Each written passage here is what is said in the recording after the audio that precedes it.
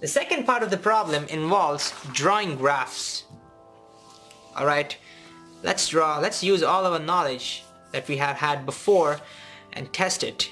Draw an XT graph. Before I do it, you should do it. Pause the video and try doing it. This is part 2. So the same problem, P2. Okay. First step is XT. Okay, so here is my X, and this will be in kilometers, and here's my T. I have to leave some space for negative signs, so T is R. Alright, and our markings are going to be for 3 R's, so this is 0, this is 1, 2, 3. Alright, let's do this. Before we start our graph, we have to choose an origin. Now when you're graphing, you have to choose an origin, and since it's not mentioned what to choose as an origin, you can choose whatever you want. I'm just going to keep things simple. I'm going to choose this as the origin. Alright, point A is going to be my origin. Okay, and of course positive is north, so this is north direction. This is north. So at time t equal to 0, he's at origin. So here is the first point.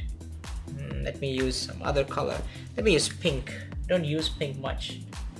Okay, you can't see pink. That's why I don't use pink much. Let me use red. Okay, here it is. So at time t equal to 0, he's over here. And at time t equal to 2 hours, he's traveling uniformly from 0 to 2, so I can draw a straight line. He's at plus 20. So here's my plus 20.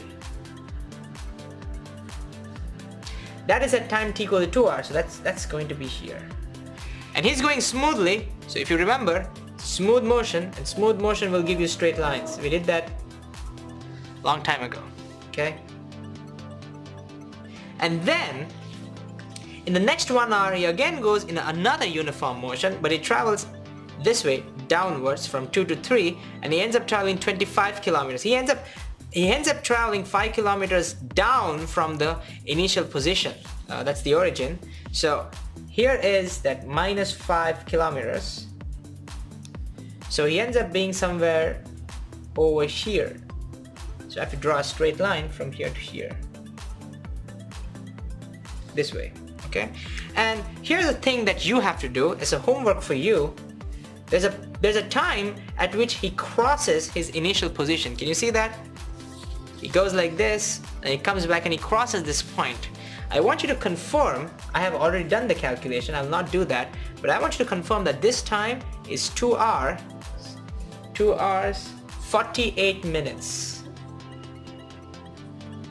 Okay, please confirm this as a homework. Okay, so we have our XT graph. Awesome. Now we need to draw a VT graph for this. I think that's going to be easy. Here's V, and V is in kilometers per hour.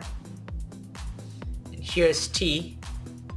Again, I'm gonna mark it 0, 1, 2, and 3. Okay. VT graph is simple. From 0 to 2 hours, he was traveling at what speed? He was traveling at 10 kilometers per hour. So I just have to mark somewhere 10 plus 10. Remember, you keep asking that particle, what's your speed? And he's going to keep saying, I'm going at 10 kilometers per hour. So it's going to become a straight line from here to here. But then he immediately turns around and travels at 25 kilometers per hour in the negative direction. So after this, it's going to go down somewhere here. This is going to be minus 25. So it's going to be like this. Can you see that? There's a shift, there's a jump. He goes directly from here to here. He's not moving, he's not physically moving from here to here. This is velocity, remember. So that's what the velocity time graph looks like.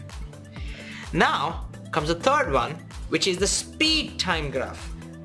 I believe we haven't introduced speed time graph, and the reason I did not do that is because it's very similar to the velocity time graph. Because remember, we track instantaneous velocities, and instantaneous velocity has the same number as instantaneous speed. But one thing to remember is speed can never be negative, so I don't have to put any negative axis for this. So this is going to be speed. and that is again kilometers per hour. Let me do the markings. So this is 0, 1, 2, 3. Okay, so for the first 2 hours, the speed is going to remain the same, 10. There's no plus or minus here, it's just going to be 10. So I'm going to put 10 here. So it's going to go like this. And what's going to happen for the next 1 hour, that's the last 1 hour? Well, it jumps to 25. Now it doesn't matter whether it's traveling this way or this way, north or south, it doesn't matter. 25 is 25 for us, so it jumps directly. So 25, this is 10, this is 20, 25 would be somewhere here. So it just goes like this. Ta-da! We have solved our problem, but I have one homework for you. Just to see how much you have understood, I want you to draw one more graph. Oh, you may be wondering what other graph is present. Well, I want you to draw a distance time graph. Okay? Distance time, that's your job. And I'm going to give you a clue. It's very similar to the displacement or the position time graph. It's very similar to that. It's always going to start from 0. You see, position time graph can start anywhere you want. It depends on your origin. But distance time graph cannot start from wherever you want, right? Because the moment you start your clock, that's when distance traveled is 0.